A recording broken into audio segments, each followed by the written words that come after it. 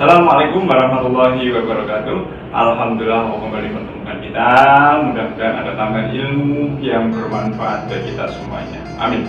Ya, baik anak sekalian, mari seperti biasa kita istighfar terlebih dahulu. Mudah-mudahan istighfar ini mengampuni dosa-dosa kita dan memberkahi ilmu yang kita dapatkan. Bersama-sama mari. Astaghfirullah Rabbal Baroya, Astaghfirullah minal khotoya, Rabbi zidni ilman nafi'an wa wafiqni amalan sholihah. Amin.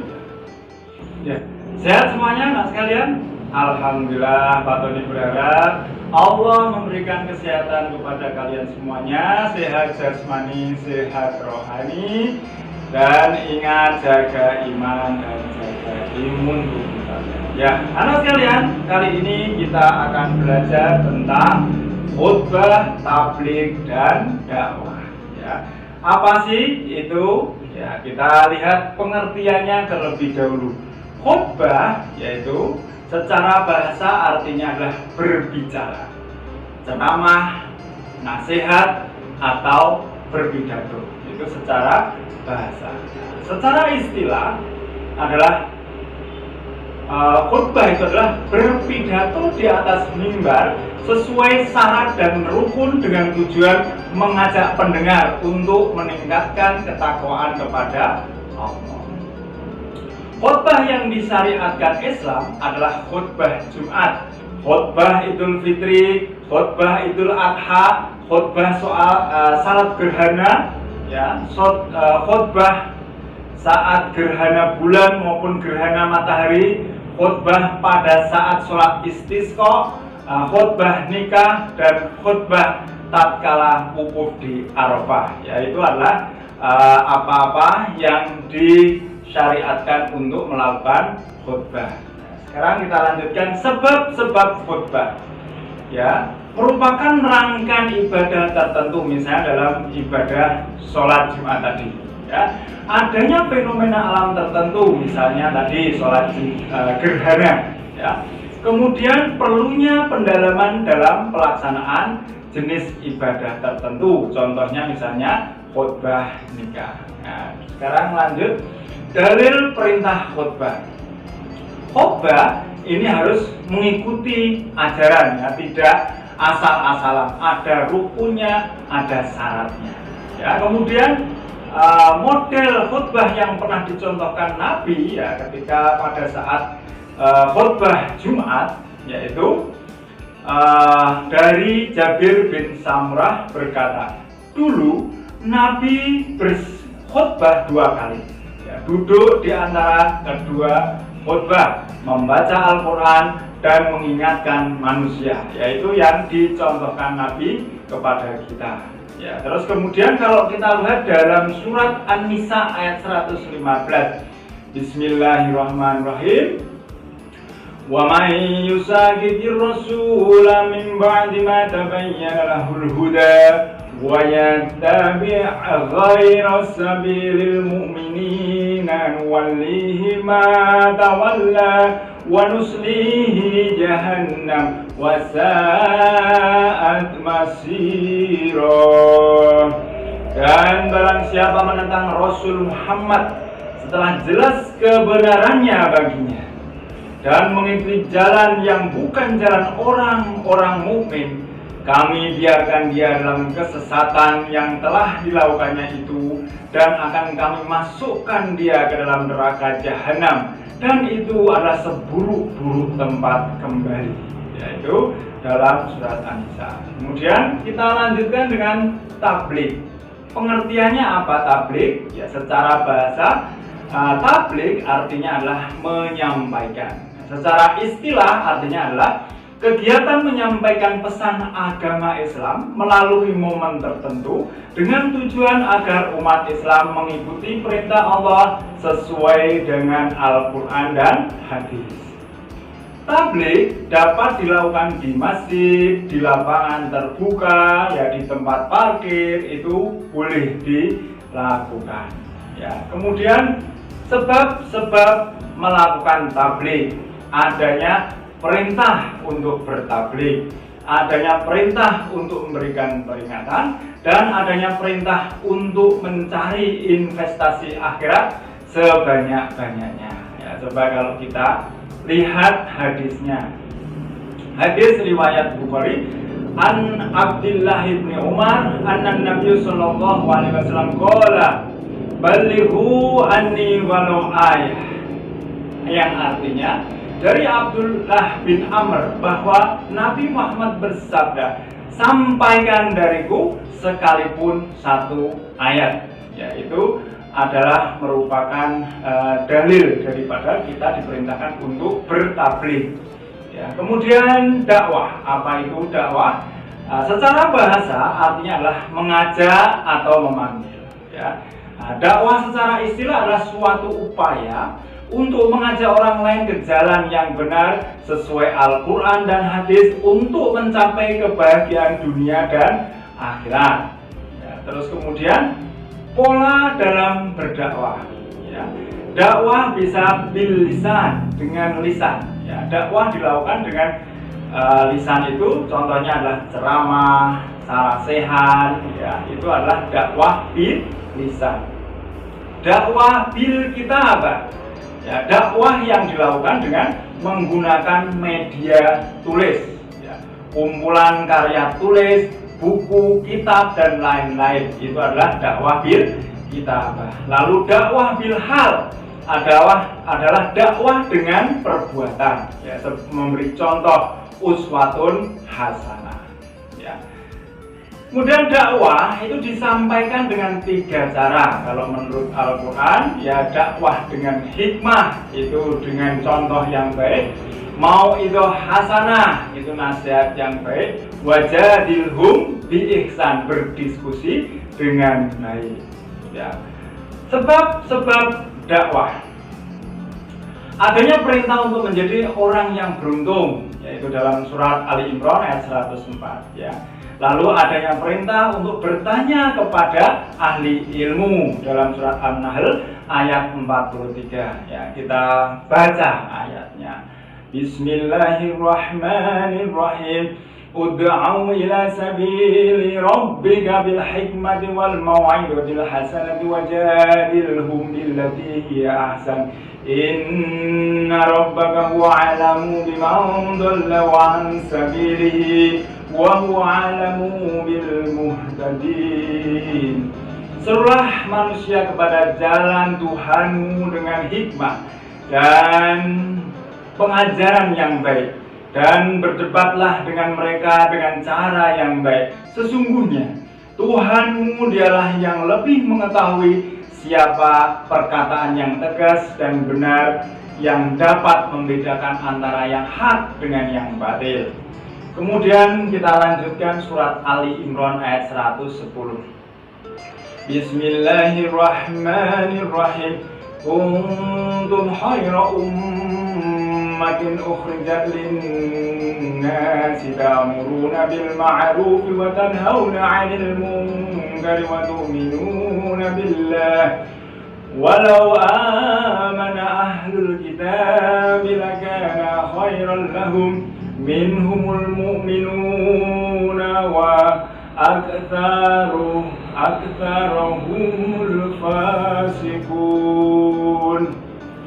Kamu umat Islam adalah umat terbaik yang dilahirkan untuk manusia, karena kamu menyuruh berbuat yang ma'ruf dan mencegah dari yang mungkar, dan beriman kepada Allah. Sekiranya ahli kitab beriman, tentulah itu lebih baik bagi mereka. Di antara mereka ada yang beriman, namun kebanyakan mereka adalah orang-orang yang fasik. Ya. Kemudian dalam hadis Nabi, sami'tu Rasulullah sallallahu alaihi wasallam yaqul, "Man ra'a minkum munkar falyataghayyir bi yadihi, wa illam yastati fa bi lisanihi, Fa illam yastadi fa biqalbi wa dzalika ad'aful iman, rawahu Muslim. Saya mendengar Rasulullah Shallallahu Alaihi Wasallam bersabda, siapa yang melihat kemungkaran, maka rubahlah dengan tangannya. Jika tidak mampu, maka rubahlah dengan lisannya. Jika tidak mampu, maka tolaklah dengan hatinya. Dan hal tersebut adalah selemah-lemahnya iman. Jadi kalau kita dari yang paling lemah, hatinya itu menolak, tidak suka terlebih dahulu, lalu dia dengan lisannya memberi nasihat, tidak mampu lagi dengan tangannya ya, dengan kekuasaan, dengan kekuatannya, ya begitu. Kemudian etika dalam berdakwah, ya etikanya adalah bersikap lemah lembut, ya tidak boleh dengan kasar, ya disampaikan dengan bahasa yang mudah dimengerti, mampu menjadi teladan dalam segala aspek kehidupan. Sifatnya lebih banyak mengajak dan merangkul, ya. Tema adalah sesuai situasi dan kondisi. Materi dakwah sesuai dengan Al-Quran dan hadis, tidak mengharapkan imbalan. Itu prinsipnya, ya. Lalu kita lanjutkan prinsip dalam berdakwah, bersifat mengajak, bersikap menerima dakwah selalu berkaitan dengan hidayah. Melakukan dakwah pada prinsipnya adalah melanjutkan dakwah Nabi. Dai mengajak untuk menyembah Allah dan menjauhi segala larangannya. Nah, sekarang kita lanjutkan kembali lagi kepada khutbah, ya. Ketentuan khutbah tabligh dan dakwah. Ketentuan khutbah, ya, syarat khotib. Khotib ini harus seorang laki-laki, kemudian menutup auratnya, berdiri, suci dari hadas dan najis, duduk di antara dua khutbah, mengetahui syarat, rukun dan sunnah khutbah, dan melakukan rukun khutbah. Ini syarat khotib, harus tahu itu semuanya.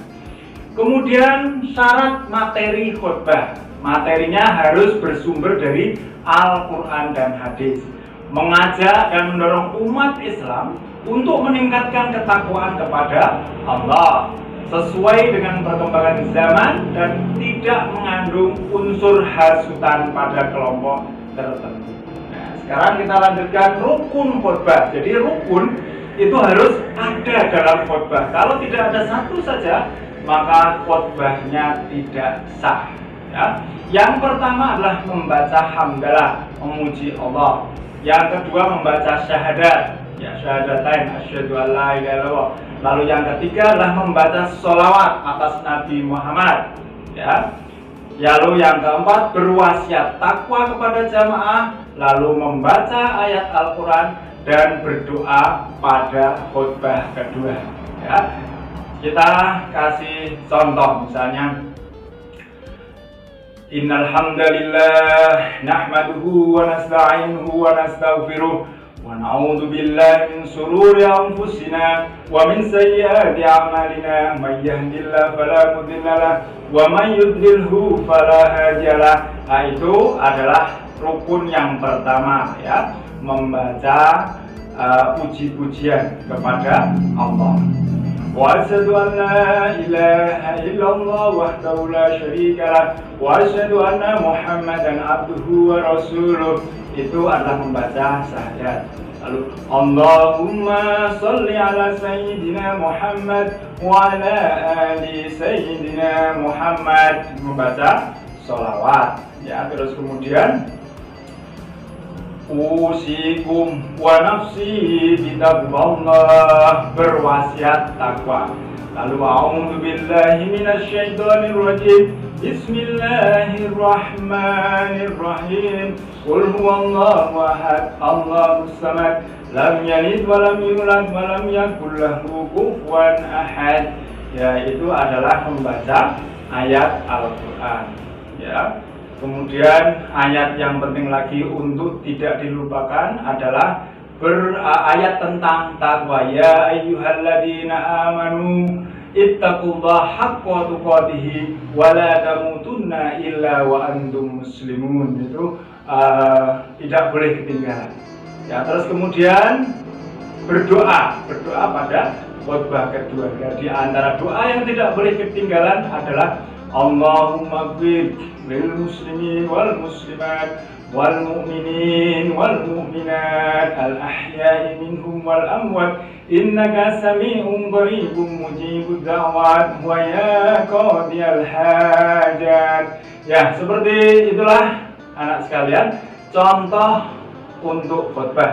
Kita lanjutkan dengan sunnah khutbah Jumat. Jadi dalam khutbah itu ada beberapa yang sunnah, ya.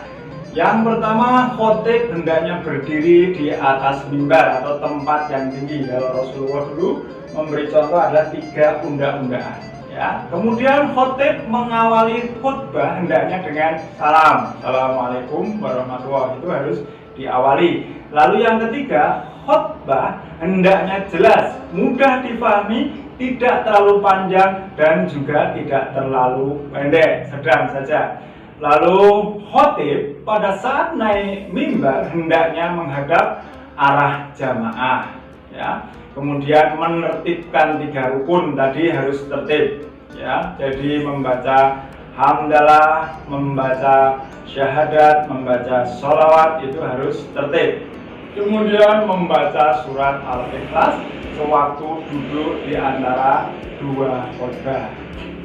Kemudian mendengarkan khutbah. Khutbah Jumat termasuk syarat sahnya menyelenggarakan sholat Jumat. Ketika khotib Jumat menyampaikan khutbahnya, jamaah Jumat wajib mendengarkan dengan sebaik-baiknya. Dalam hal ini Rasulullah bersabda yang artinya, barang siapa yang berbicara pada hari Jumat di waktu imam berkhutbah, maka ia seperti keledai yang memikul kitab. Sedangkan yang mengingatkan orang itu dengan diam, maka tidak sempurna Jumatannya. Ya, kemudian ketentuan tabligh. Syarat-syarat tabligh: memiliki kemampuan pengetahuan agama yang memadai, ya, memiliki keterampilan metode yang variatif, memiliki sifat sabar dan tidak emosional, memiliki sifat ikhlas karena Allah dan tidak bersifat komersial. Ya, sekarang kita harus mengerti persamaan dan perbedaannya, ya. Antara khutbah dan tabligh itu persamaannya adalah kegiatan, sama-sama kegiatan amar ma'ruf nahi munkar, sama-sama kegiatan untuk mendakwahkan ajaran Islam, sama-sama memperoleh janji keberuntungan bagi pelakunya, ya. Nah, sedangkan perbedaannya apa? Perbedaan antara khutbah dan tabligh: khutbah itu dilakukan oleh laki-laki, sedangkan tabligh itu boleh laki-laki atau perempuan. Khutbah itu terikat rukun, tabligh tidak ada rukunnya. Nah, tujuan khutbah itu mengajak umat Islam untuk meningkatkan ketakwaan, sedangkan tabligh itu mengajak manusia untuk mengikuti jalan yang diridhoi Allah sehingga selamat dunia dan akhirat. Ya, sekarang kita lanjutkan ketentuan dakwah. Syarat-syarat dakwah itu dilakukan oleh umat Islam yang memiliki ilmu pengetahuan agama yang memadai, menggunakan metode yang menarik, mengajak dan merangkul. Dakwah dilakukan terus-menerus, sabar, ikhlas dan tawakal kepada Allah. Nah, sekarang persamaan khutbah, tabligh dan dakwah. Ya, kegiatan adalah sama-sama menyampaikan ajaran Islam, sama-sama kegiatan yang membutuhkan keteladanan bagi pelakunya, sama-sama memperoleh jaminan keberuntungan bagi pelakunya, ya, sama-sama bersumber materi dari Al-Quran dan hadis. Sedangkan perbedaannya apa? Perbedaannya khutbah dilakukan oleh laki-laki, tabligh dan dakwah boleh dilakukan laki-laki atau perempuan. Khutbah terikat rukun, tabligh dan dakwah tidak perlu ada rukun. Khutbah dilakukan di atas mimbar, sementara tabligh dan dakwah boleh menggunakan mimbar ataupun tidak. Sedangkan pelaksanaan khutbah terikat dengan ibadah yang lain, sementara tabligh dan dakwah tidak terikat dengan ibadah tertentu. Ya. Begitulah anak sekalian tentang khutbah, dakwah dan tabligh. Mudah-mudahan dengan ini kalian memperoleh tambahan pengetahuan yang bermanfaat bagi kalian semuanya. Ya, marilah kita akhiri pelajaran kita dengan membaca hamdalah bersama. Alhamdulillahirabbil alamin. Assalamualaikum warahmatullahi wabarakatuh.